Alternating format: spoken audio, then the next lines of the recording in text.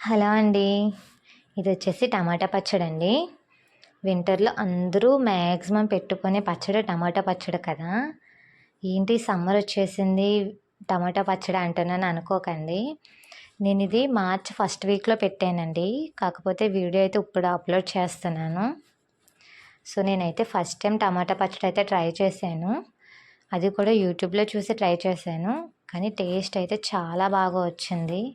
మా ఇంట్లో కూడా అందరికీ బాగా నచ్చింది. ఫస్ట్ పెట్టిన పచ్చడి అయితే అయిపోయింది. సో, సెకండ్ టైం అయితే మళ్ళీ పెట్టాను. ఇప్పుడైతే 5 కేజీస్ టమాటాస్‌తో అయితే పెట్టానండి.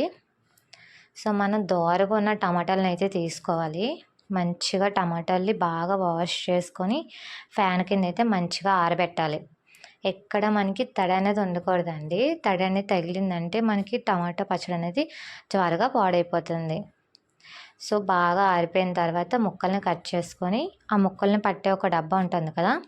డబ్బాలో వేసి కేజీకి 200 గ్రాముల చొప్పున ఉప్పు కల్లు వేసుకొని మంచిగా 3 డేస్ ఊరబెట్టాలి. 3 డేస్ మంచిగా ఊరిన తర్వాత మనం ప్రతిరోజు కూడా గరిటిచ్చి కలపాలండి.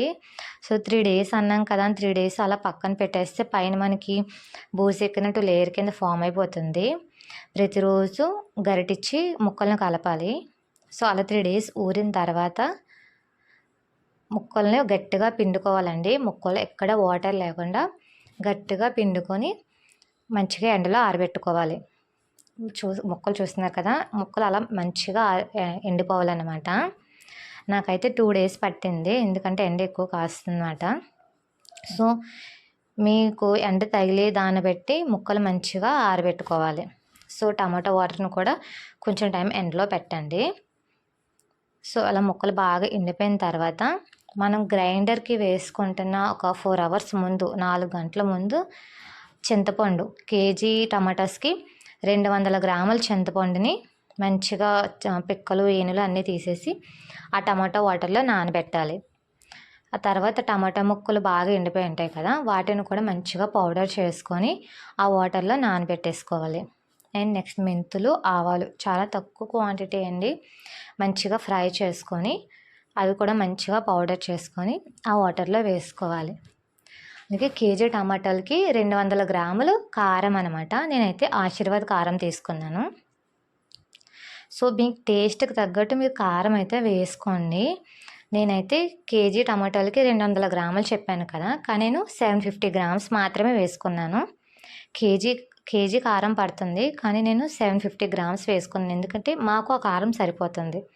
సో, మీ టేస్ట్ చూసుకొని మీరు కారం యాడ్ చేసుకోవాలా, తగ్గించుకోవాలా అనేది అది మీ ఇష్టం. సో, నేనైతే మిక్సీ పట్టుకుంటున్నాను కాబట్టి అన్నీ కూడా వాటర్‌లో బాగా మిక్స్ చేసేసుకున్నాను.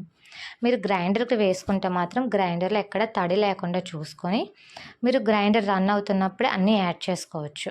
నేనైతే ఇలా మెత్తగా మిక్సీ పట్టేసుకున్నాను. మొత్తం ఒక డబ్బాలో అయితే తీసేసుకున్నాను. సో, మీకు ఎంత పచ్చడి క్వాంటిటీ కావాలో అది మాత్రమే తీసుకొని తాలింపు తెలుసు కదండీ అందరికీ తాలింపు. సో, అది నేనైతే చూపించట్లేదు. తాలింపు వేసుకొని మీరు టిఫిన్స్‌లో కానీ, వేడివేడి అన్నంలో కానీ మంచిగా వేసుకుంటే చాలా బాగుంటుందండి. మీరు కూడా ఒక్కసారి ట్రై చేయండి. సో, చలికాలం అయిపోయాక చెప్తున్నాను అనుకోకండి. మీరు కూడా ఒకసారి ట్రై చేయండి. ఎందుకంటే ఎక్కువ అమౌంట్‌తో కూడుకున్న పని కాదు.